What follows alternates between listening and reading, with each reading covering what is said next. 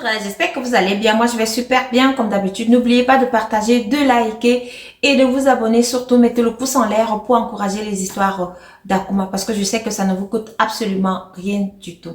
Alors, si vous passez ici pour la première fois, à travers nos histoires, nous donnons des conseils et nous tirons chacun une morale. En plus de cela, si vous avez alors une histoire à raconter, n'hésitez pas à me l'envoyer au numéro qui s'affiche ci-dessous. Alors aujourd'hui, on va parler de l'histoire d'Arlette. Arlette était une jeune fille de 21 ans qui se débrouillait sur les réseaux sociaux à faire des ventes en ligne. Parenthèse, s'il vous plaît, prenez soin de vous parce que en fait, c'est la fin d'année, il faut faire très attention, surtout pour ceux ou celles qui font des livraisons. Réfléchissez, changez de tactique parce que le dehors, il est risqué.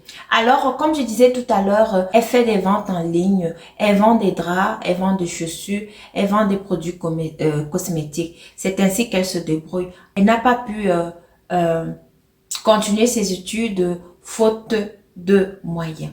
Dans sa tactique de vente sur les réseaux sociaux, elle reçoit donc une commande.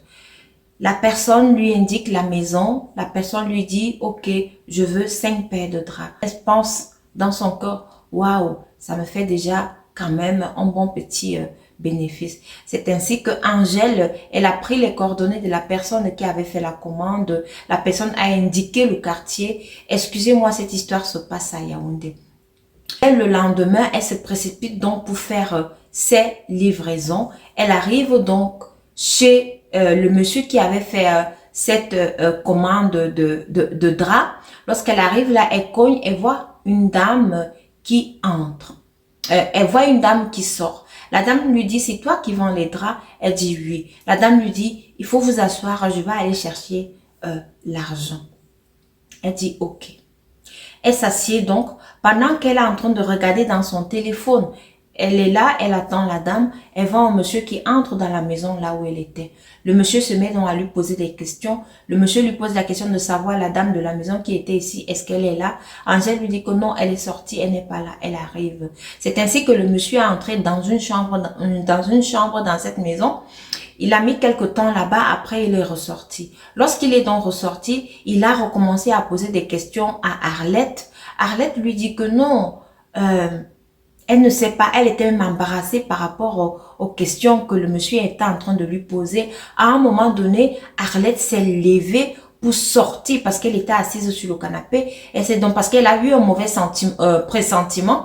Elle s'est levée donc pour pouvoir sortir. Au moment où elle se levait, voilà un autre monsieur qui entre dans la maison. Le monsieur se place donc devant la porte.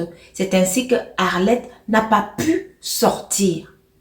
Le monsieur lui dit, madame, vous ne sortez pas. Arlette qui ne comprend, elle ne comprend pas sur le moment ou sur le champ ce qui lui arrive ou alors ce qui va lui arriver. Elle regarde le monsieur et dit, comment ça je ne sors pas? Moi j'attends la dame, je suis venue livrer mes draps et puis j'attends la dame pour qu'elle me donne mon argent pour partir. Le monsieur lui dit que, mademoiselle, poussez là-bas, vous ne sortez pas. C'est comme ça que les deux monsieur donc ont tiré Angèle dans la voiture. Imaginez une petite fille de 21 ans, elle peut faire quoi? Quelle force elle a devant deux tourtereaux comme ça?